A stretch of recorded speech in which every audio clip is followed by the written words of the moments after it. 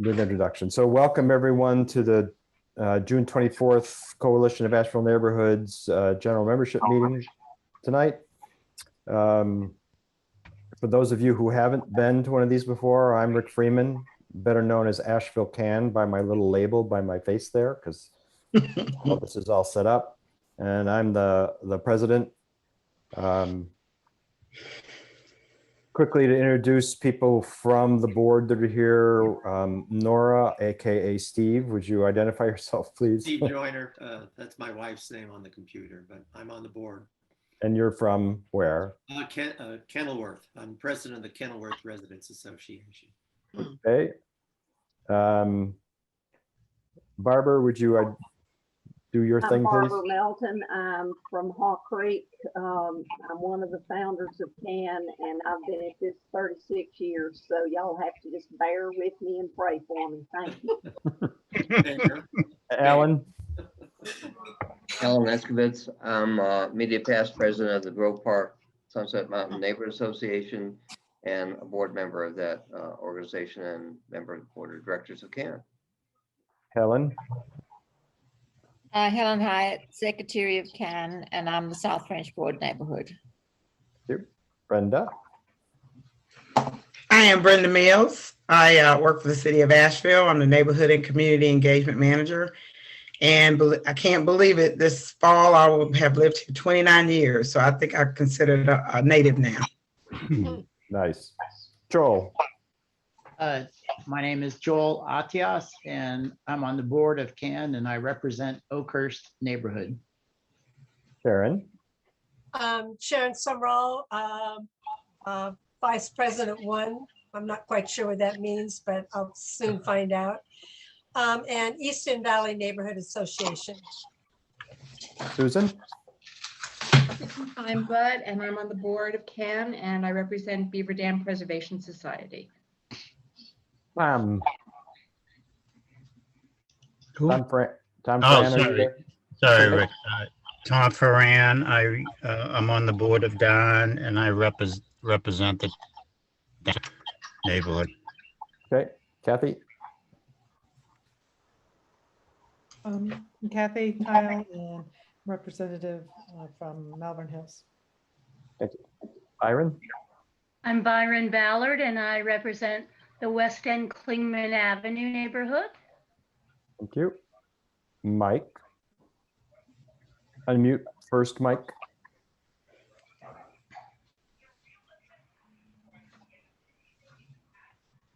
You're still, need to unmute, Mike. There you are. That's remarkable, and I'm muted. I'm Mike Lewis, and I live in the Grace neighborhood, and I'm just kind of a camp follower. Now, a blank screen with the name of Holly Bauer. Could you identify yourself, please? Oh, can you hear me? I can. Oh, I wasn't planning to be seen. You're not seeing me, are you? No. All right. I'm just simply from Cox Avenue. It seems we have no representative on the CAN from Cox. I'm just someone who lives here and has many complaints about the noise for years. So, well, you're going to be in for a treat tonight, I think. Let's see. This screen shifted on me a little bit. So Ben, could you identify yourself, please? And then I'll move on to David. Yeah, treat is definitely not the word I'm looking for when I think about noise awards. But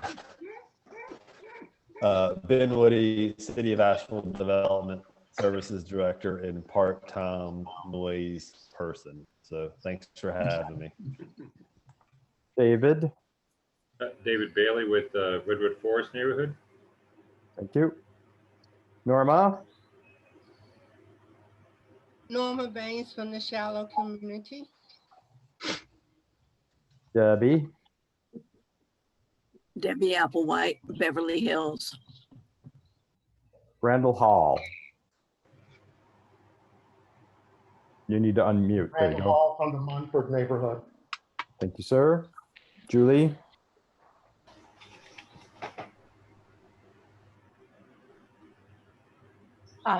Julie Snyder. I live on the western end of Kenilworth by Biltmore Avenue and the Mission Hospital complex. And on the noise leaders team for CAN. Joe. Joe Fiacola, I'm the treasurer of CAN. I'm on the neighborhood advisory committee. I live in the Weekend neighborhood. Somebody named Jan. You'd unmute first. Go ahead, Jan. Jan, could you identify yourself, please?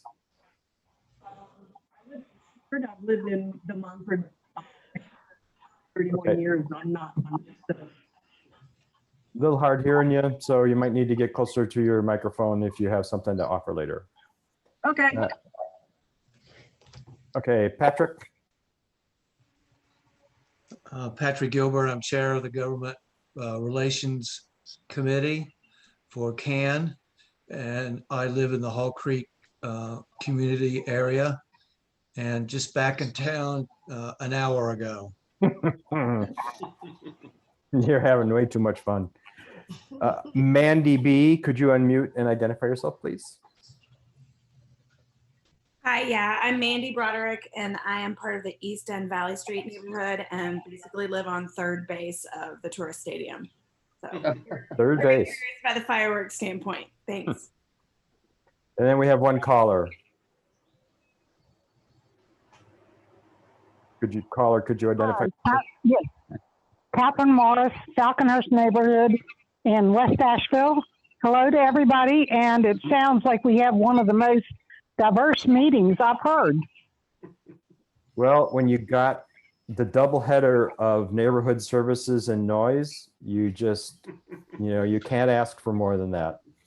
All right, I am thrilled to turn over the talking and the question and answer to Brenda Mills, who is going to talk about what's going on with neighborhood services. And she doesn't have any slides, so she just wants to chat. So Brenda, take it away. Okay, so I do want to make sure I understood my purpose, and that was Joe mentioned something about talking about how to keep neighborhoods organized. So what I think I'll do is just talk a little bit about neighborhood services, kind of where we think we're going, and then had a really wonderful conversation with some Oakley residents today over lunch about getting organized. So it was a good kind of lesson talking through with people about, what it takes. So neighborhood services has been around a little more than, I guess, 13 years. Marsha Stickford is your just past neighborhood coordinator. When I took the role, just for fun, they added public engagement. So I kind of helped with the public engagement for the city. We were very fortunate last fall to get funding for another position. I think that will be something we will continue to get additional assistance because last count, we have about 155 neighborhoods, of which we only have about 70 that are registered or that, we have regular communication with. So that's a lot of neighborhoods, a lot of, not always issues, but they have questions and things that we have to answer. The new position for Jeremy Lett, who has come here and you've met before, some of you have met before, he basically deals with just community-oriented problem solving. So whereas I do that as well, he is out and about a lot more than I am.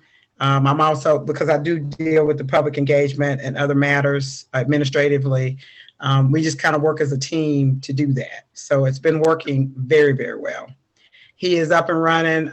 He is a newer employee, so we can't believe it's been almost 6 months that he's been here, and just hit the ground running and doing well. Jeremy is really trying to concentrate on not only neighborhood issues, but really looking at the people we don't communicate with very much, namely people in housing, neighborhoods that are not really registered. He's locked on to the plan on a page, which I'll talk about a little bit later, because we want to make sure that people, our main goal in neighborhood services is making sure to bring you to government. And I don't always have to be the intermediary, right? So the goal is to get you where you understand who you need to call, when and where, but we're always here to help you. So talking about keeping neighborhoods, does anybody have any questions or anything of that nature? Okay. So if you do, just hop on in there. I was talking to Oakley today. Neighborhood registration, I think for most people, and Barbara can tell you this, we make things a little bit too hard. I think if we made it hard, everybody would be registered. But I think we made it too easy. So it's as simple as completing an application, designating your geographic area. So what streets or boundaries do you have? Who your contact person is, if you have a board, if you have bylaws, those things are not required for us, but we do require that you have a contact and an email, those kinds of things. When I was talking to the Oakley folks, one of the things I told them is every neighborhood is different. I think you all can attest that have been to different neighborhood meetings. You're in your own neighborhood's meeting. No one neighborhood is the same. Hall Creek has over 900 homes. Red Forest is not as big. Everybody, I told the Oakley folks to find their groove. But one of the things that I cautioned them about, there's nothing wrong gathering people together around the issue, but that's not a way to keep people committed to a neighborhood. It's better to get organized and spend some time and know each other.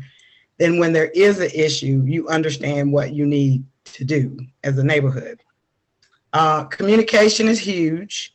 I'm going to be throwing a lot of examples out here of things I think are great.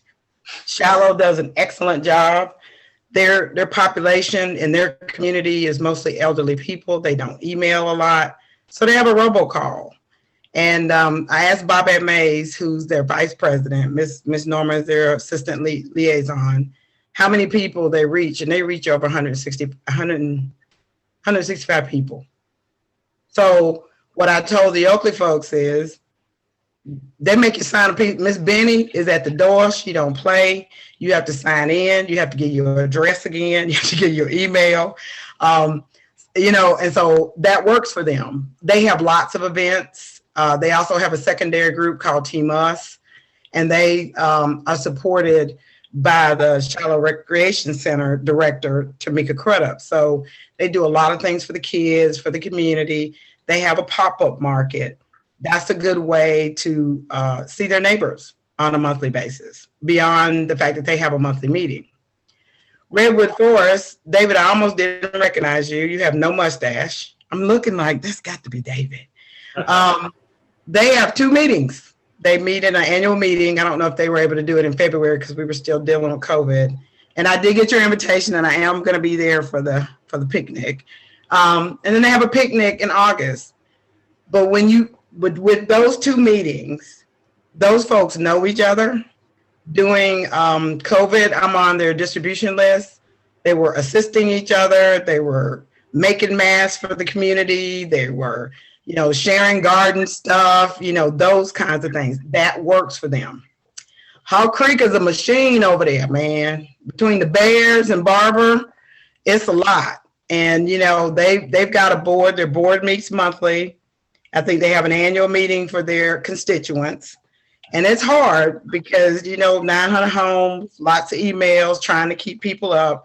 I haven't seen a newsletter lately, but they have a newsletter. So that keeps people informed about what's going on not only in their community, but the greater Asheville community and things that they can get involved in. Burton Street, is getting impacted for a 3rd time by the I-26. The North Carolina DOT paid to have a mitigation plan. I don't know how many of you know this. The DOT has never done a mitigation plan with a community ever. There may not be another mitigation plan for a community ever, but Burton Street got one. Out of it, they became a 501c3 because they're part of the legacy neighborhoods, which is Shallow, East End, and Burton Street. And when they started that E.W. Pearson grouping with the other legacy neighborhoods, they were not a 501c3. They're now 501c3. They have a monthly newsletter. They meet monthly. And they get the gold star for meeting because they were down for maybe 3-4 months, but they've been meeting virtually since I think August of last year. And they meet, you know, monthly, and you don't have a lot of participation, but between the newsletter, but what you have in Burton Street is because a lot of those people grew up there, they all know each other. And they're getting to know their newer neighbors who are moving in there. So like Iwana is a big machine, right? And they have a lot of great advocates. Kim Roney is now there, is a city council. She lives there. And their board meets monthly, but their membership meets maybe 2-3 times a year. But, you know, and it's hard to kind of communicate because they're separated by business district, all of those things, and it's growing. And so, and each neighborhood has their own, you know, problems, concerns, wishes. So that's why the plan on a page, once they register, is really important, because it's a way to bring your folks together, to talk to them about the things that you want to see as a part of your neighborhood. You might not get them all, but you're there to give your voice.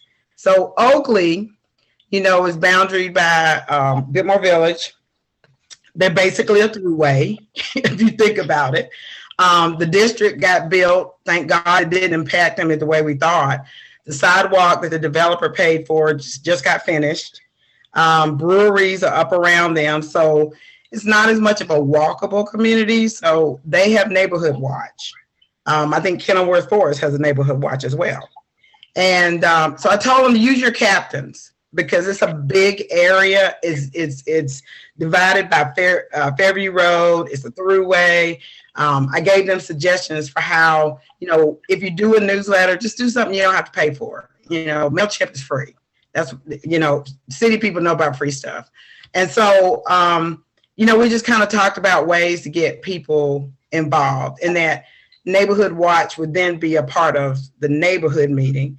I suggested to them, because they have so many people, that they just meet as a board and then use the newsletter to get information out about, you know, what they're doing, plan some events. I don't know about y'all, but events make people happy, and especially when there's food. It's a good way to bring presentations to your group, like fire safety. The fire department is gearing up to do a lot of that around people grilling and burning their houses down. And where, you know, we can, Joe and them, they got right of ways, they got gardens, they got blueberries, they got bushes. But the one thing I love about We Can is that they honor the people who are legacy people in their community. They honor the people who have built that community, and now they're part of it for long term. And they know everybody. Like they know when people are sick. They know when folks need things. That's how you build a neighborhood. And then on top of that, if you have concerns, people know a vehicle or a way to kind of get in touch with the entire body to say, you know, I don't like that noise from over there at Highland Brewing. Barbara and them was screaming over there about them bears. I don't know what they thought we were going to do about it, but I swear to God, that there was one guy in your community, I think he was going bear crazy. I'm sure he's still over there. But each neighborhood is different. I met Rick, because he had the nerve to say people were speeding through Kenilworth Forest. And he did the coolest thing. I hope his wife was driving, because he took a video with his phone, I guess. And I'm like, I hope he wasn't driving and trying to do this. And that was when Seritage was trying to build over there at Sears. But as a result of that, what happened was I voted Rick president of the Kenilworth Forest neighborhood. He agreed. But we learned some things about some boundaries around that property. The city wasn't a big fan of that project either, because it just wasn't meeting compliance. And it just brought to light back that Kenilworth Forest is over here on the corner of where Kenilworth community is. Rick and I just went through a little back and forth with the park and figuring out something about mowing the park. So people who are in city limits and near downtown have different problems, and people are kind of on the exterior. Y'all know Rabbit is open, and although they did a lot of outreach to the darn people, I think them darn people is darn mad because it's loud. And so it's, every neighborhood's different. And I will tell you, I've lived in mine. I live in an HOA. I've lived in mine, and I got a note on my door yesterday. I was so happy. We're going to have a Facebook page. We're going to be talking about what's going on in the neighborhood, and neighborhoods turn over. We know this, but eventually they turn over enough that you've got people who say, I've got roots here. I'm going to live here till I die. We all know each other in our different sectors. And last summer, when I couldn't get out and go anywhere else, we walked every day. So I know all the neighbors' dogs' names. And being in the city, I serve on the board, and so I help them with a lot of issues. We're having trespassing issues, so we've been dealing with the sheriff's department and things of that nature. So I don't want to stop talking so much, but I want to highlight that communication is important. A structure for your community is important, and it's got to be more than just around an issue. You've got to be a neighborhood, and you've got to be there for for what your neighborhood needs. So I hope that was helpful. Great, thanks, Brenda. Any questions or thoughts from everybody who's here? Julie, I see your hands up. Yeah, Brenda, thanks. You actually reminded me that in Kenilworth, we have, or at least in the part I live in, we have a number of single family homes, owners who have been here for many years, but we also have multifamily rentals and an affordable apartment rental. Right. Complex.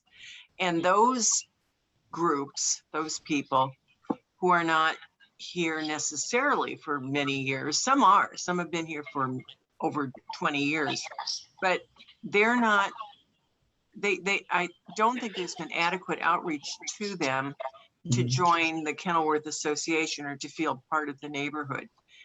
You've given me some good ideas, but do you have any other suggestions for how to reach out to those renters, basically, and get them more involved in the community? So one of the things I told the Oakley folks, because they're huge, is they have those captains for the neighborhood watch. Use the captains to start meeting and greeting with people. So maybe you put together some little nice packet, I don't know, something you think, like you remember the welcome wagon back in the day? Yeah.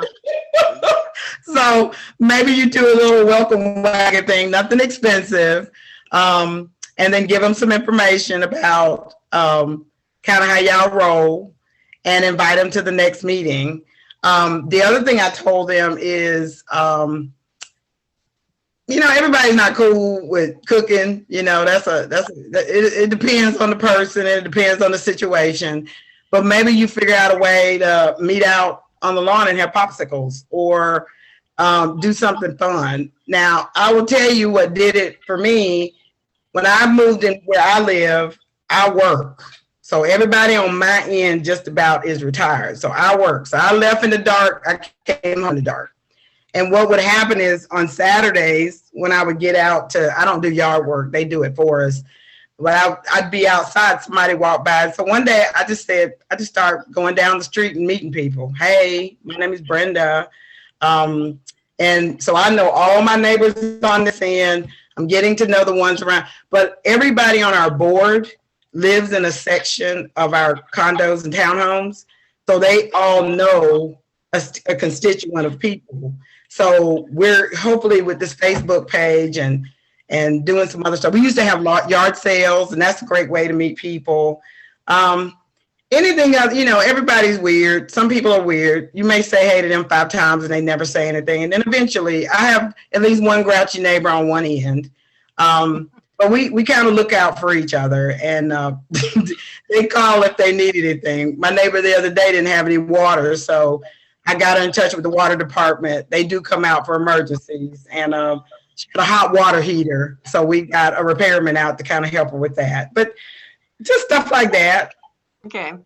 Yeah, and just let them know they're welcome. You know, even though they rent, because we have 10 homes that are allowed to rent.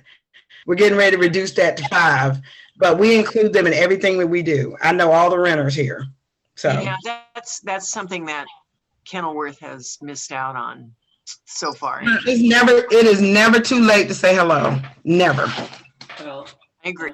I can speak to that. We created a new website at Kenilworth a couple of months ago, and people have to register for the website, and they have to fill out a form. And so far, about 15% of the 150 people who registered the website are actually indicating that they're renters. So we do have renters represented.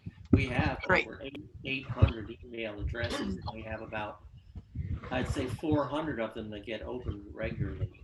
I have no knowledge of that 400, whether they are renters or homeowners, but going forward, we will always know that information, and an outreach to them will be part of what we do.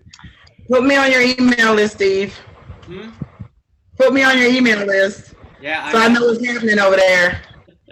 Yeah, that's good, Steve. But I think in my little area over here, a lot of people are left out. So there's something I can do to help you in an effort to get them registered. I'll certainly be able to do that. Appreciate it. Great. Sharon, did you have something to offer? Yeah, Brenda, to change the topic. I heard that there was neighborhood grants for $5,000. Can you hear me? That I can hear you. I can hear you. That just got passed Tuesday. Jeremy and I are going to meet next week to kind of put some final touches to some research he's been doing for the last few months. Then we got to meet with leadership because we've got some not stiff requirements, but I'm going to try to use this as a way to get people to register their neighborhoods. So we'll have more details about that probably towards the middle of July, the end of July. Will that come through NAC? Is that how that'll be distributed? We haven't talked about it. I think like with the and I need to ask, but with the equity office that does the healing grants, they have about $100,000 that they give out. They run that, they ask for, like I help with the tipping point grants with the county. So they have various and different people serve on that. But I certainly be reporting to NAC about the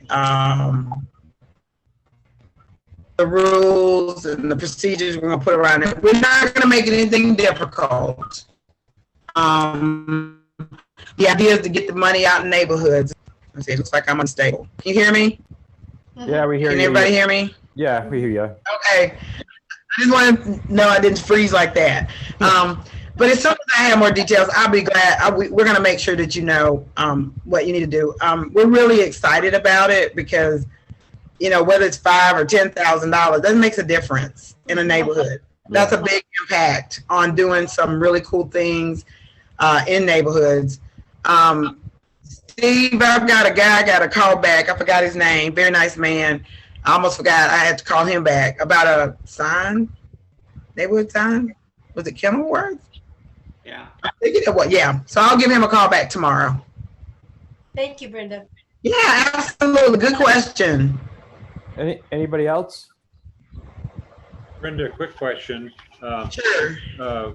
We've been trying, and it's sort of gone quiet to try to organize our folks into a neighborhood watch. Is there a person at the city Asheville Police Department? I know it's a challenge, but is there somebody who's in charge of that now that I can? Yeah, it's the APD Community Engagement.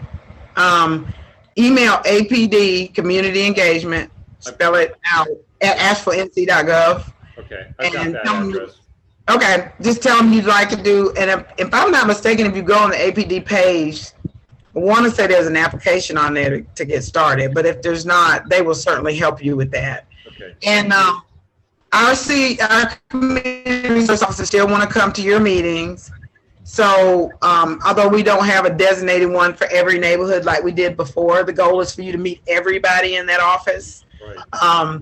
Please make sure that you invite them to your meeting. If you're not sure who to call or who whatever, let me know.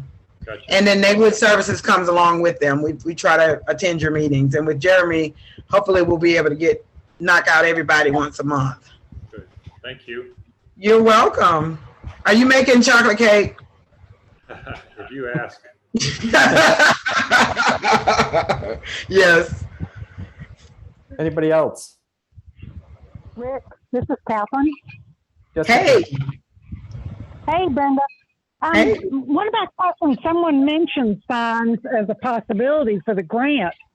And we had talked about this years ago, hoping that maybe neighborhoods could put signage up on street signs or underneath. Is that something that you could help facilitate? Signs, neighborhood identification signs? In other words, like a neighborhood identification sign underneath the street signs, on the pole with the street signs. With the street signs, yes. I have been talking to transportation about that, and we got kind of stopped with the whole COVID thing. When we're looking at street signs and things, now that we do have a little bit of funding, that might be helpful. We were trying to figure out how do we make sure that everybody has the opportunity to do that, not just neighborhoods that have the money. So tell me again what neighborhood you're in? Falconhurst in West Asheville. That's right. Just off of Hayward Road. I've got your number, and why don't I just give you a call and we'll chat, and I'll add you to the list of people that are interested. How about that? Okay, thank you. Okay, you're welcome. That's a good, great question. Okay. Anybody else? And I'm going to jump in there and say that whatever people thought or did not think about neighborhoods, our city manager sees everything rising and falling in neighborhoods. That's how we're going to communicate. That's how we're going to get our information out. That's how we're going to deliver services. So your neighborhoods are very, very important. It's very important that you keep your contact information updated, that you communicate with our office and with the community resource officers that want to come to your communities. The fire department, I will announce that Patrick Crudup was promoted to division chief, and one of his roles will be to come out to community meetings in terms of fire and things of that nature. So anything, inviting him would be great. We're going to try to do that as we learn about meetings, but he wants to come out and do that. I think his first meeting was shallow. And so, you know, we want to make sure that we're in your communities, giving you the information that you need, helping you with concerns. And I love neighborhoods. I love communities. So it's a good thing. Joe, all right. I see your hands up, Joe. Yeah, Brenda, is there any guess as to when we can go back to live meetings in person? Well, we don't have to guess. It'll be August. I just found that out this week. Very good, thanks. So the quasi-judicial boards will be in July. NAC will have live comment. We start live comment with NAC on Monday, just in time to go back in person, right? And then we will go back in person in August. So we're just trying to get people transition to that. Great question. Anybody else? All right, Brenda, thanks. It's absolutely. You know, lots is going on, and you know, feel free to invite yourself back when you've got some news on any of these topics that people have been asking about. We're gonna do it. We like coming to Can. Thank you for. I just want to say I really appreciate all that you guys are doing, and look forward to continuing to partner and collaborate with you as we do this neighborhood thing. All right. All right. Thanks. Okay, going from neighborhoods to sounds made that come into neighborhoods, Mr. Ben Woody, and I'm gonna I'm going to share a really short set of slides that he's got here to, introduce you to what's going on. Let me know if you can see it. It's there. Yep. So, thank you, Rick. Yep, Benwoody Development Services Department, I guess part-time, perhaps full-time noise administrator type person these days. Yeah, this is 5 quick slides. I thought I'm not going to go through them in any kind of length necessarily, but that might be good to show for the conversations and questions you're going to ask. Shaved this down from 29 slides to 5. A lot of you have probably seen the 29 slide presentation. As a matter of fact, Rick's seen the whole presentation about a dozen times probably. I actually asked Rick what slides, specifically told me what slides he'd like to see, so he knows it that well. Rick, if you'll scroll down to the timeline real quick, 'cause I think this is probably the newest information that I want to share with Ann tonight. We've been working on this, it's actually more than 2 years now. We had a pandemic in the middle of it, so that slowed us down for 8 or 9 months. But I do want to take a second to recognize on this slide, Rick. Rick has been with this the entire way for 2 years. And so just want to say that it's been a very difficult process. It's been emotional at times. Rick and I have had a lot of conversations. Sometimes they're heated, but they usually end up okay. But just Rick, I want to say thanks to you, and I just would tell everybody in Cannes, you should be proud of and appreciative of the energy that Rick has put in this for 2 years, because it's been tremendous. Thanks, Ben. And all that leads us to, we are at this point, we gave an update to Public Safety Council. We gave like 4 or 5, but the last one we gave to Public Safety was on May 25th of this year. They did recommend some changes to our decibel levels and times. I'm going to show a slide and talk about that in a second, because I'm sure there's a lot of interest about that and about those changes. We went to City Council on this week, actually on June 22nd, to give an update on the noise ordinance. We weren't prepared this week to provide an ordinance or ask for consideration of that. At the end of the meeting, council directed staff to go ahead, and again, we do want to get this in front of council for action. So certainly not saying that they shouldn't have done this, but it is coming to City Council on July 27th for consideration. I'll say noise ordinances are a little different. At a zoning public hearing, there's very formal ways in which the public comment and the public hearing is handled. Ordinance consideration is not quite the same as a public hearing. I have no doubt council will take comments on this ordinance. It may be as part of that agenda item. It may be in a public comment section, but Rick, I'll make sure Cannes knows how best to participate in this meeting on July 27th. So that's what we're looking at right now. Next slide, please, Rick. And I guess what I'm going to show you what the lack of consensus is, but I just want to take a second to say that this by no means is this the perfect ordinance. It 100% is not. It will probably never be a perfect ordinance, because I don't think that's possible. There are some big items that we just couldn't get consensus on. And I don't need to read this to you, but you can see it revolves around decibel levels, times, and the concept of sound exceedance. So those seem, and we met Rick, Han, and Amp, and Air got there at the table. Finally, we met many times, and it's just area we just couldn't get everybody on the same page, even though I would say we got close on a lot of elements of these areas. And I want to take a second also. I understand, I heard there's some neighbors on the call that adjoin McCormick Field, and there's some limits that were put in place for fireworks there, and I have no doubt that some of the residents near McCormick Field probably feel like those are too lenient. So I don't want to give any impression that things like fireworks are totally agreed upon throughout the community. So just want to acknowledge that, but also note these are some of the big items that I knew we really didn't get consensus on. So again, just want to acknowledge this isn't a comprehensive slide that captures. I'm not saying everything else is totally agreed upon. So let me say it that way. Next slide, Rick. This is just to ground everybody. So there's really two ways that noise will be regulated in Asheville. It depends on where the noise comes from. So if you can figure out where the noise comes from, you can figure out what standard to apply. If the noise comes from public space, which includes rights of ways or residential districts, so that's residential to residential noise, could be noise within an apartment complex, for example, or buskers are usually in the public space, so it could be noise from a busker. Those are subject to the noise disturbance standard. I don't think I put that slide in here, Rick, but we can talk about that more if folks have questions specifically about residential to residential noise or public space noise. The other piece that I am going to focus on tonight is noise that originates from commercial districts. So primarily properties that are zoned commercial probably have a business, not always, there are mixed use areas, but generally have a business.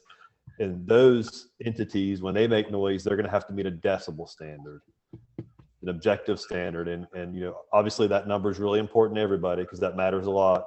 And right now, I'm going to show you the numbers, but we're proposing to measure that standard where the noise is received. So effectively where the complaint comes from. So if a neighbor calls and complains, we're going to go show up, take a decibel reading and sort it out from there. What we try to tell the businesses is the best way to manage your business is to be as loud as you want to on your own property, but at your property line, your exterior property line, that's where if you meet the decibels at that point, you know you're fine beyond that point. So we try to get businesses to see it that way. It's not a matter of you can be however loud you want to on your own property. It's a matter of how loud can you be on somebody else's property. Next slide, Rick. So let's do, I guess I've got a decibel standard slide and then next the sound exceedance. So maybe I'll just talk about the slide and maybe Rick, perhaps just stop here for a second and talk about decibels. And then maybe after that, we can talk about sound exceedance. Is that okay? Yep. Okay. So just to orient you to this slide, you see that, again, it matters where the sound comes from. So it's CBD, commercial, and industrial. Everybody probably knows that CBD means the downtown area, and commercial are usually the corridors, you know, Haywood Road, Hendersonville, whatever it may be.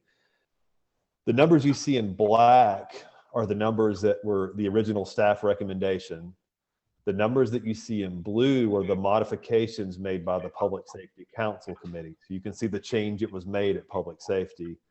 That change it was made was based on the Wilmington's ordinance. So effectively, we have mirrored or matched the noise ordinance decibel standards that exist in Wilmington, North Carolina. That includes the curfews as well. The original curfews were 10 p.m. You see they've been adjusted for weekdays and weekend curfews. So that's just a grounding point for the conversation of where the decibels stand today. Couple of things to add on to that. One is there is a 5 decibel reduction for pure tone, continuous type sounds. Those are usually much more annoying sounds because they're constant and they don't really have any variation. A lot of times that's going to apply to like HVAC equipment. Kenilworth is very interested in those reductions. Yes. So again, if commercial nighttime is 65 or 57 or whatever it ends up being, you subtract 5 and that's how we measure pure tone. The other thing that's important is the measurement's not a peak, so it's an average, and that's the easiest way to describe it is staff, or when we can get help from police, we would take a meter, measure it, and we would look to see what the average decibel is over that period of time. It's got to be a minimum of 1 minute, but if we're measuring a concert at Rabbit Rabbit, or if we're measuring an HVAC system, we're going to stand there more than 1 minute to try to good average. It's not a peak, so the crowd cheers, the decibel hits 80. What you're looking for is what is the average decibel level that producer is creating. And the last thing I want to add for this conversation is I do think, staff does think, with the decibels being increased at public safety, I do think that creates probably some enforcement challenges for us in residential areas. So we are going to include a recommendation back to council to create some sort of measurement for residential areas. So for example, if the commercial entity can be 65, we want to say something along the lines of, if we're standing 100 feet into a residential district, we'd like to see that number be much lower to try to recognize that we need to manage sound as it leaves commercial areas into residential areas. And so I'm just saying that that'll be something that you'll see in the ordinance and the frequently asked questions that will be posted tomorrow for everybody to see. So Rick, I'm going to stop there and maybe just take any questions or comments on the decibel levels. Okay, it's open, gang. You can just speak up or raise your hand, and if I get a bunch of, okay, I got Joel first. Just Why- for everybody, there is a little gadget on the bottom of your screen that lets you raise your hand, even if you're not visible, a little under the, to do that. So if you want to keep your face away, you can still get the little yellow hand up so I can recognize you. Okay, Joel. Why did the Public Safety Committee council members, why did they feel the need to raise the DB limits? So it's always challenging to try to answer for an elected body, and it's not necessarily, obviously what I want to say is like ask them, but my impression of the meeting, what I felt like was that committee felt like the decibel levels perhaps would have negative impacts on businesses, particularly music venues. So I think it was out of deference to negative impacts on businesses. I do want to say, in fairness to public safety, they also committed to validating that, testing this, and if these decibel numbers aren't right, they did commit to going back and changing those in the future. So I do want to, state that. And It is much harder to change something after it's already been instigated, or isn't it? I mean, if that could take years, it seems, I've noticed that there seems to be a sort of a trend where you, like, for instance, with the whole hotel thing, where hotel developers would say, well, we're responsible for a lot of income in this city, and therefore really we need to be able to build more hotels. And residents kind of get drowned out. And it sort of feels like that's what's happening here in some ways with regards to this need, which isn't to somehow protect musicians when doesn't seem to be any actual evidence that musicians would be harmed by these other decimal limits. It just feels sort of like a preemptive answer to a question that is likely not to exist. And in the meantime, the residents struggle, like in my neighborhood, where the military vet had to move away because of all the fireworks that have increased 3 or 4 times. And he was having serious PTSD symptoms. And the families with little kids and other, we've had a continuous exodus from our neighborhood over the last 5 or 6 years due to the proliferation of noise. So it feels a little tone deaf to some of us residents, people in my neighborhood, when you have some, and I'm not aiming this at you, I'm aiming this at the Public Safety Committee members who felt the need to answer a question that doesn't necessarily exist, where we know we have actual evidence that these noises are causing us real issues. So anyway, that's my input on that.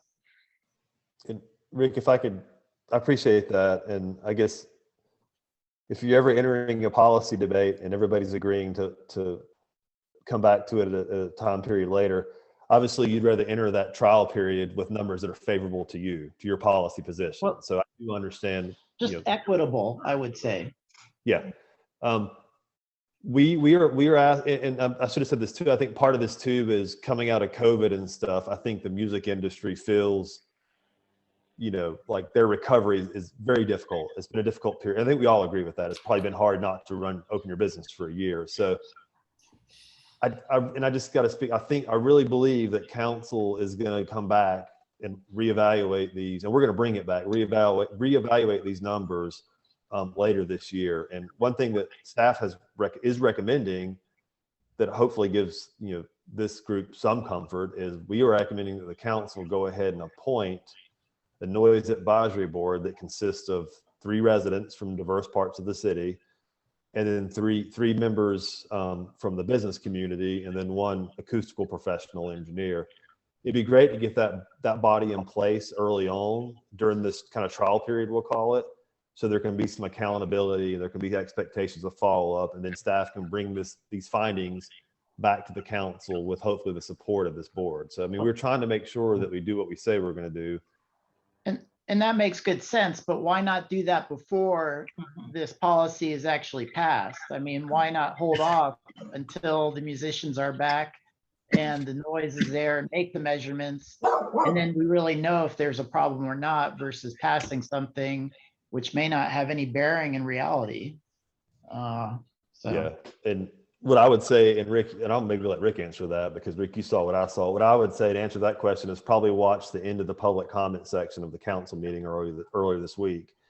And I think some of that's probably related to how music and outdoor performing arts are contractually done. I think that industry is looking for some certainty around this noise ordinance. So let me do a couple things to help here. First of all, let me recognize that Joe, Julie, and Mike are next in that order. For those of us who are so close to this that we forget things that we know, this has a defined trial period that everybody has agreed to. I think it's currently planned to be 6 months, during which time everybody who is engaged in this will be filing complaints and getting Ben and the right people out to do measurements, and all that data is going to be hopefully the way to prove that either the decibel limits are too lenient or they're too tight. I agree with Ben, and he knows that the music community will continue to advocate for the ones that are in blue on this slide, and the residents that are working through CAN will continue to advocate for lower ones, because there isn't a clean answer to Joel's question on why somebody woke up that day and decided Wilmington was a good model. So with that said, I'm going to go Joe first, and then Julie, and then Mike. So go ahead, Joe. Yeah, I have a question. Why is the central business district distinct or separated or considered differently from other areas in town, like for instance, the River Arts District? Is it because of the proximity to residences that it has different levels? So good question. I had to find my mute button. I'll start by saying it's not uncommon. Not every city does that. For example, Raleigh doesn't necessarily call it a central, they do call it a district, but not a central business district. So, but a lot of cities do. I think it's really just a recognition of that's where the cultural hub is, the city, or the city is, and the most activity is. So that's why staff recommends higher decibel levels in that area. And really just a recognition of the activity that happens there. I will say to you, but certainly in terms of this noise ordinance, could you also call out River Arts District? Yes, you could. And Raleigh actually created something called hospitality districts, where they've went and treated certain areas of their city differently. So really, specifically CBD was to recognize the nature of that area of our city and its economic and cultural significance, but you could do that in other areas of the city as well. Okay, thanks. Julie. Yeah, Ben, hi. I'm a little bit concerned about your mention of establishing lower decibel limits, say 100 feet into a residential area. That would cause a continuation of a lot of the hardship, the suffering that many of our homes on the border with the institutional or commercial zone are feeling and experiencing right now. And I think that I would ask you to pay very close attention to that issue. And I know that you've done a lot of measurements in the past at in one house in particular that concerns you, Harriet Griffith's house on Buchanan Street. She's pretty much on the border, definitely not 100 feet in. It would give her no relief. It would give me and my immediate neighbors no relief either. So that's just something of real great concern that you mentioned tonight. So I think a consideration of applying or tightening up considerably that idea of a buffer zone for a residential area is really an important thing to consider. I, for instance, live right on the edge. My home is right on the border of the zone. So let me thank you, Julie, for those comments. And we actually probably need to get out in Kenilworth and do more measurements in more places. And you and I have talked about that a little bit. Yeah, and I appreciate that offer. Yeah, and we will, and for anybody on the call, we will do that if you just help us understand where to come and what to measure. And we want to be transparent with this. But let me talk about the buffer, or maybe like try to clarify that. And it may not be the right idea because again, we didn't really think about this until after public safety. And I've got kids that just came home, so I'm sorry. We a lot of noise. So Julie, the thought would be that, and I'm gonna make numbers up, so please don't hold me to this. So right now in commercial districts, the decibel level would be 65 at night. And so what we're saying is, and so if you're the neighboring, and I know this is gonna sound kind of bad, but if you're the neighbor, if you adjoin that business, so you adjoin the restaurant and you complain, we're gonna come stand on your shared property and measure 65. Now, I'm not saying that's not loud, but I'm saying that's what this says. So what we're saying is, if we went 100 feet in, so that's really getting you into like the second or maybe third residential property in from the restaurant or whatever it is, we're saying at that point, drop that 65 down to like 55 or something. I don't know what the number is. I'm just making that up. So does that make sense, Julia? Maybe so. Actually, we're saying as you get, I guess what we're saying is if you own a property that's adjacent to the business, you're going to have higher levels. We don't necessarily mean or think that everybody beyond that should also be exposed to unreasonable decibels. So we're trying to find a way, because again, to give you some context, 9.2% of properties zoned residential in the city abut a commercial zoning district, industrial or CBD.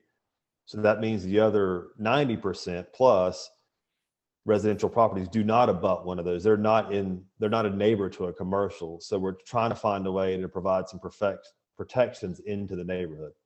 I don't know if that's the right way or if that even makes sense. I would like to talk with you offline more in detail about that because it brings no relief. Okay. And those people further in are not experiencing the high decibel levels presently anyway. I'm really worried about this. Yeah. And I've worked on this issue for 5 years now. And it's complicated, it's complex, especially around this border of Kenilworth with all of the medical facilities. And I appreciate your willingness to come back over here and make more measurements, but we really need to talk about what the possible unintended consequences are. That's fine. And we're not going to put any specific numbers. We're trying to make a recommendation based on these blue numbers that provide some protection to residential areas. So I'm happy to come have that conversation. Let's take some measurements and kind of ground test this concept. Okay, thank you. Mike, take you up on that. Yeah, I can't find my little yellow hand. I bet you took it away from me so that I couldn't talk, but I insist. I'm gratified to hear you recognize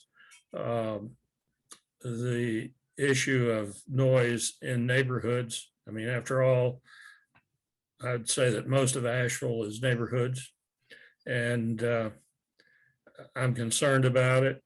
I'm going to become more concerned about it as the planning for the urban center at Grace Plaza comes along. But, most of our complaints come from neighbors. And in fact, the original noise ordinance, David Rogers around the corner kind of took the lead on that because they had an annoying neighbor up the street. So I just want to underscore the need for recognition of noise levels and noise problems in residential areas that don't necessarily abut right up to commercial. We do along Merriman Avenue, but I'm about a block away. And you go up towards Kimberly and people are well away. So the problem becomes loud motorcycles, on Sunday afternoon, or loud parties, which occur sometimes in this neighborhood, haven't recently, but it's an issue, and I think it really needs to be addressed. Thanks, Mike. Steve, did you still have, you had your hand up, then Barbara? I have a more basic question. Where did the original figures come from, the black figures? Because in my view, those are way out of line of what they should be for a residential neighborhood. And they go against the World Health Organization on what is safe for residents, particularly at night. So why did we start at a base that is so much higher than what is considered safe? So, you know, arguing over whether or not the blue numbers or the red or the black numbers are the correct numbers, I got to get all the way back to why did we start with numbers that are so high? Like Julie said, that's not going to give us any relief near Mission Hospital. They'll be able to go on just exactly the way they are now with those TB levels. That's not going to help us. And I don't think the ordinance is really addressing the central problem here for noise in neighborhoods that is ongoing, relentless, consistent all the time. This isn't going to help. Sorry. So to answer your question, we benchmarked against more than 20 other municipal ordinances, called and had phone conversations with the enforcement officers, the people that do the measurements in Charlotte, Raleigh, and Wilmington. We have taken more than 90 individual decibel readings around Asheville. And then we also were able to work with an acoustical engineer to upload his data and correlate it with our zoning districts in Asheville to get some basic ambient decibel levels. So we didn't just make the numbers up. We really tried to work hard to find what we think is middle ground, because, you know, we also have other participants that thought those numbers were, the original numbers were too low, obviously. So I mean, we just didn't sit down and just write these on a no, I did not think you did. We tried really hard. And if like, you know, again, if the issue, if we've got continuous sound wrong, let's talk about that specifically, you know, but, you know, that's different than like a sound from a restaurant patio or something. Right. So again, we tried, I'm not aware of another jurisdiction in North Carolina that has a decibel penalty for continuous sound. So if we missed the mark on that, let's go take some measurements and have a conversation. And I know we probably have with the blue numbers, certainly, in terms of continuous sound. Well, somebody has to be first to do it right. And yeah, you know, to all due respect to all those other municipalities, they could all be wrong as well. They could all tolerate sound levels which are not healthy for the neighborhoods. Yeah, that's fair. Enough said. Ben, I just had a comment. You know, and I know that sound does not travel through these in the mountains like it does in Wilmington, Charlotte, Raleigh. And I got into a discussion with one acoustical engineer who wanted to argue about it. I said, go out there and try it. I tried it. I'm not sure council members as a whole are aware that you're going to have quite a difference in Asheville with noise of any kind, the way that topo is, than you are in Charlotte, Raleigh, and Lord knows I've been enough rock concerts that will blast you to the next county in Charlotte, Raleigh, all over. And so my concern is that it took us on the noise committee over 2 years, because I was involved long before we even started a noise bunch. And I'm afraid they don't understand that sound does not travel the same way here in Asheville. And the only way that we can make sure they understand that is to show it to them in some form or fashion when y'all are doing measurements. And I don't know how we can get them to agree to that, but they need to know it. I've included it in a letter to the council, but I want to be sure that we stress the fact that, yeah, Wilmington might be a really good example. However, they're flat as a pancake, and that's going to change matters. Thanks. I agree with that, Barbara. Sound is really strange in Asheville. I've learned that. It travels in unique ways, and you're absolutely correct.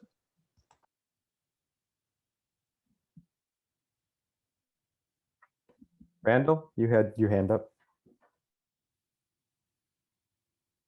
Yes, I'd like to reiterate what Barbara said. You can't compare Asheville to Wilmington, where noise is going to dissipate out into the ocean. It's like blowing a horn out in your driveway and then going into the tunnel and blowing the road, blowing your horn. It's a big difference with our topography and our geography here. So I can see where the business owners would want the higher limit. I would as well, but I think you've got to consider how sound travels or doesn't travel in our specific area. And I think that's got to be taken into consideration. Admittedly, I will say, I'm most impacted by the salvage station. I'm 0.53 miles as the crow flies. And generally I can hear it and on my little phone, register it at 72 to 78 decibels easily. And we also have Hazel Robinson Amphitheater blasting at us now, which most amphitheaters, you don't have acoustical information or system sounding, which they're now using, but the topography makes a huge difference. So that should be a factor of consideration. Thank you. Yeah, I agree. And we're going to be at Salvage Station tomorrow, and we're going to be in your neighborhood tomorrow because there appears to be a band that's big enough and loud enough that it should be a good test. We'll be at Hazel Robinson on June 30th, and we'll be in your neighborhood as well. And then we'll be at Rabbit Rabbit on July 9th, and we'll be at the surrounding condos then as well. So we're going to get this data and we're going to make it available. And we're going to see what it looks like and how it compares to these numbers on this slide. Other questions or comments for folks? I've got one if you guys are still thinking. So, Rick. Catherine. Hi, this is Catherine. Go ahead, Catherine. Ben, what kind of help can you give us for those of us who live above Patton Avenue on the weekend nights when you have cars and trucks that are literally just blasting us off the mountain? So I hope everyone will appreciate and understand this. Is after reimagining public safety, we're taking on a big role of this in DSD. We are civilian employees. We're actually not terribly used to personal individual confrontation or issuing citations to people. So the one area that APD is going to have to continue to force is vehicles. At the end of the day, I think it needs to be a sworn law enforcement officer that makes a vehicle stop to address noise. APD they understand that, they agree to that. They have staffing issues. I don't have to say that to everybody, but I think we've got to learn how or figure out a way that we can get APD more involved in handling chronic vehicles that make noise. Because my understanding is from all of you is that a lot of times it's the same vehicle that makes five laps around downtown every weekend. So APD's got to be a part of that. I was just going to ask. So we have cars and trucks on the weekend on Patton Avenue going up Lester Highway and going on Snaky Park Highway that literally are deafening. I mean, again, like it's going to have to be the police department that makes the decision to pull that vehicle over and issue a noise citation.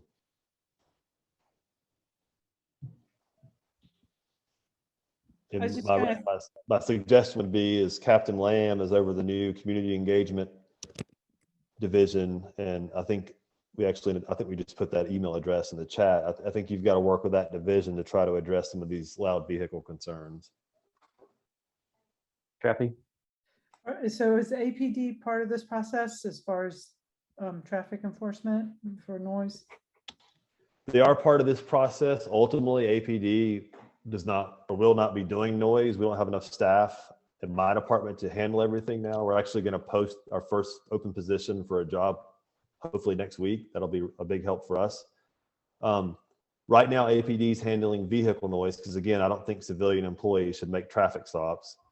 And then APD is also going to continue when they have capacity and availability to help us with after hours noise complaints. So those house parties at 2 in the morning in Hall Creek, really the best way to deal with that is to have an officer respond. Now, one thing I want to tell everybody on this call that's really been helpful, every day we get a daily digest of all the loud noise and loud music complaints. So now we can see not only the phone call that comes in, but the caller notes and the officer response notes if there is a response.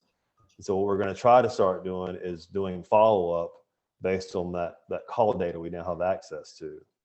But again, our ability to address noise is more of a formulaic, systematic process built upon collecting data and evidence. Whereas what makes APD so valuable is they can just show up and deal with it when it needs to be dealt with. So there's a division of labor between us and APD that we're kind of figuring out. Okay.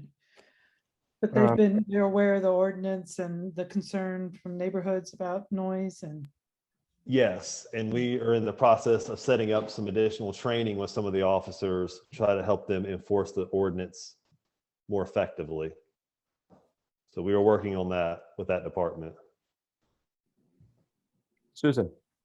Yes, so if someone in a neighborhood wants to report, where is the best way to report the problem that they're experiencing? For example, there is a new venue on Merriman near the old Steinmart that is doing live music in the evening. And the music carries into not all of Beaver Dam, but a good deal of Beaver Dam that buffers Merriman. And they're having real difficulties. So who do they contact and how do they do that? So we will provide better guidance on this in the near future.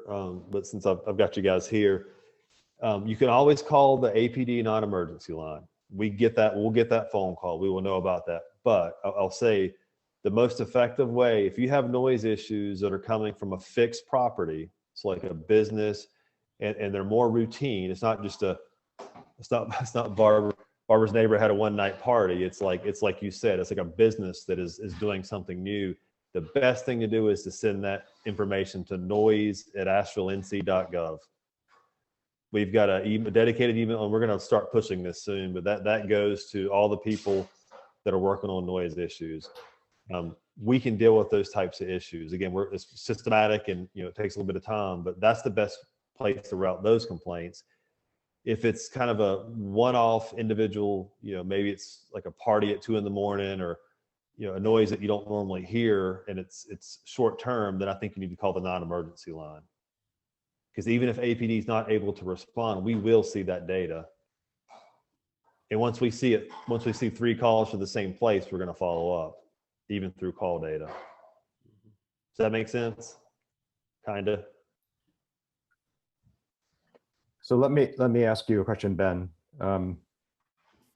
Is there any chance that we can legally expose the city council members to actual sounds that match these numbers, in a way that doesn't go against the rules of public hearings or something like that? I mean, if we banded together and helped you in some way, would they attend? And do you think that would help them recognize what's being proposed? So I don't know if they would attend. Again, don't want to speak for them, but I will say that number one, they can always participate in small groups or individually. So right, as long as they're not a quorum, they're free to meet with the community. Maybe some will show up on July 9th when we're all standing down at Rabbit. They're free to do that. The other thing I would note, Rick, and I don't exactly know how to pull this off, but I know when Wilmington was updating their noise ordinance, they actually, the attorneys did that in Wilmington, their legal department. They actually set up like a jukebox, like a boom box, like a radio or a stereo system put everybody in a room and just played like different decibel levels. They had an officer back in the back of the room with a meter, and they just exposed people to that sound in the room. So that could be possible to organize that, but that would have to be, you know, during a regular meeting. And that would work. If the public is not present, if it's city staff, if we could get the support of the city manager to do this demonstration, and you would use your meters to actually confirm that what they're hearing is 75, 85. Yeah. That wouldn't break any public hearing rules. That would just be a demonstration, right? Yeah, yeah. And I think, you know, yes, it would be. And there is tremendous amount of value in actually hearing what 65 or 75 decibels sounds like. Otherwise, it's really just a number. Okay, maybe we can help with the logistics to get it done. Maybe there'll be some volunteers that will help do that, because I know you don't have an infinite number of people to make this happen.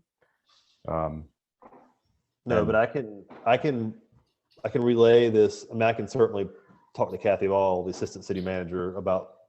I hear what you're asking. So, and I'm aware that some of the folks in the CBD have been thinking about this, and we're having a meeting tomorrow to talk about what their planning is. And I'm just trying to figure out a way for it not to be 4 independent organizations all trying to move them in different ways, and for you to always be in attendance with the official meters, so we don't get some demonstration that's allegedly 75 decibels, but you know, engineered in such a way that it doesn't sound that loud. You know, that's the worry. Okay. Yeah, I see what you're saying. I can try to pass that up the, you know, ladder, so to speak. It's not a bad idea. I mean, it's actually probably something we should all do together and understand what these numbers mean. Yeah. Other questions for Ben before he kind of gives you the story on permits to exceed? Joe. That's what I was going to ask for that last slide. Yeah. Okay, I want to make sure that we've beat this one to death, so to speak. Okay, we can always come back, but why don't you talk about where's my cursor? There it is. Excellent. So sound exceedance is in itself is not an unusual concept in municipal noise ordinance. So it's the idea that there are certain instances, certain events, or certain businesses by their nature that would have difficulty meeting the base decibel levels. And so when you allow a business or a sound producer, I should say, to exceed the decibel levels, there generally needs to be some process for that and some additional standards and management around that. So that's what this is. And at the current moment, it's broken into kind of 3 tiers with 3 types. And the first, you know, when you can read the slide, basically, this is the place, the business, the entity that maybe once a year has like a nonprofit fundraiser or has their annual celebration, or a lot of that happens in Asheville. Most of us love that type of thing. It's fun to go to these kind of special nonprofit fundraiser events. So that's the idea that, you know, everybody could do that, provided they come get a permit, you know, which provides the city with some basic information, triggers a requirement to provide notice to surrounding properties, to neighboring properties, so people kind of know it's going to be allowed Saturday at whatever business it is. The second tier is geared towards those that maybe aren't an outdoor music place, but occasionally have outdoor shows or concerts or whatever, more than 1 or 2 a year. That second tier again requires that permit from the business, but additionally they've got to do what's called a sound impact plan. That's got certain requirements. It allows the city to make sure they're not doing things like pointing the speakers towards the residential area as opposed to back towards their own area, which places do that actually. So it's just some checks and balances on how they exceed that decibel requirement. Same things are required in terms of notice and all that. And the last one, type 3, which probably generates the most controversy, I'll just say that, it allows the most number of outdoor concerts. So in this category, type 3 is limited to businesses that are permitted as performance centers. So these are places that were built to have outdoor music. I mean, that's how they got permitted by the city. So that's a fundamental part of their business plan and operation. That's why there's more events there. That requires the permit, the sound impact plan, as well as an an acoustical model by a model by an acoustical engineer to demonstrate, how they're managing their decibels. So you're going to have to go pay somebody, an engineer, to come in and help you design that sound impact plan. That's the spread of these sound exceedance permits. Just, you're talking about Salvage Station, Rabbit. Those are the two that come to mind for me. There's other performing arts centers that could utilize this that aren't necessarily music venues. So I don't always want to call out music.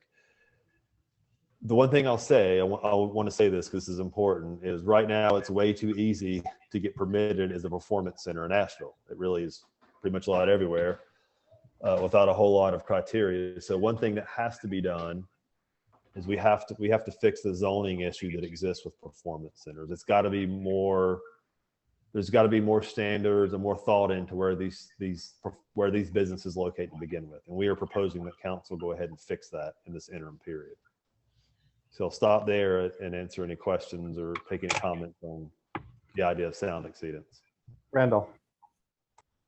So Ben, is there any language that would prevent venues from subletting or something, so that, let's say Hazel Robinson, what if a different group, somebody's organizing this, but it's a different group that's coming in every night? Is it limited to that venue, or is it limited to the people promoting and producing? And the same with Salvage Station. What if it's, somebody says, I rented this out as a wedding venue, so that's one time, and it's a different wedding every night? Yeah, that's a really good question. The first person that's asked that, and I'm glad you did. We actually thought about that. So the permits are tied to the real property. So it's actually the parcel of land. So it doesn't matter who leases it, subleases it, owns it. It's that real property gets, if it's type 1 to 2 events. Really good question. Thank you. Anybody else?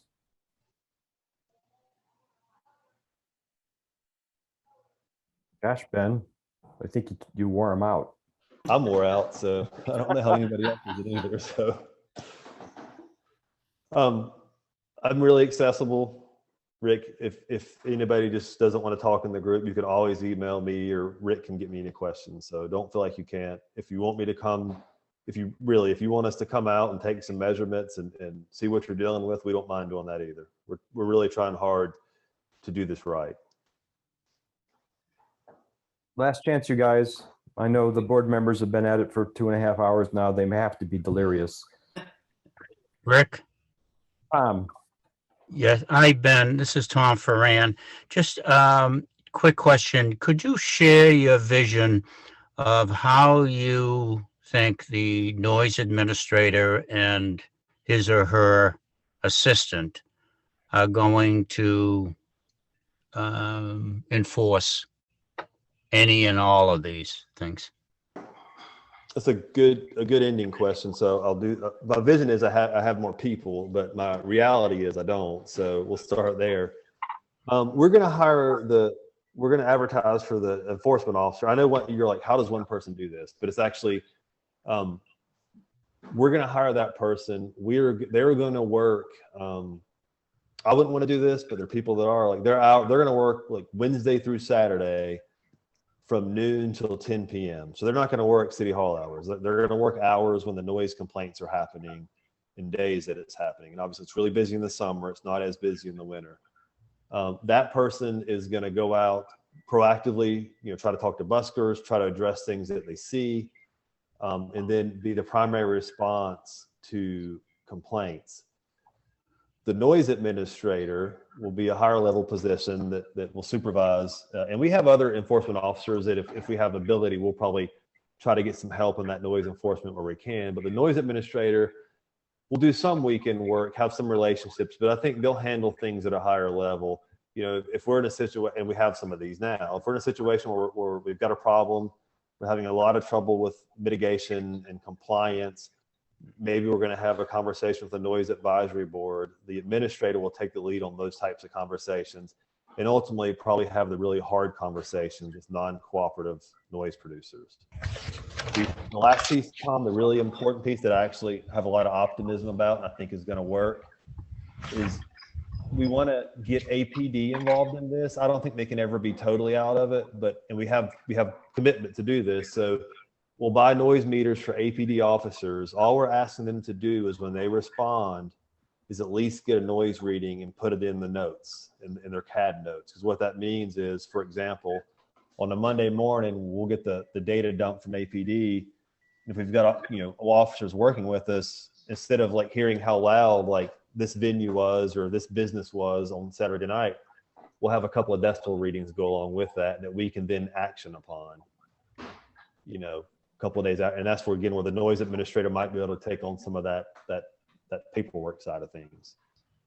Does that answer your question, Tom? I don't know if two people they may be enough, they may not be. Okay.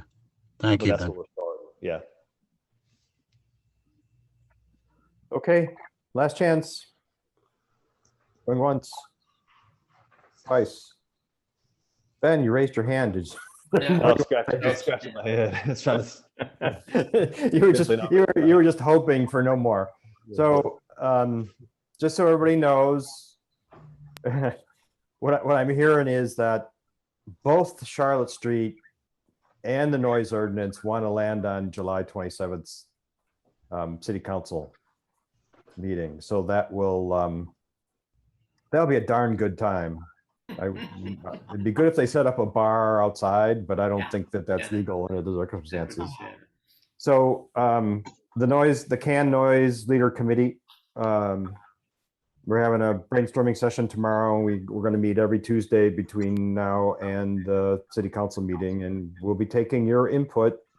So just fire away emails to me, like Ben said. If you just weren't comfortable,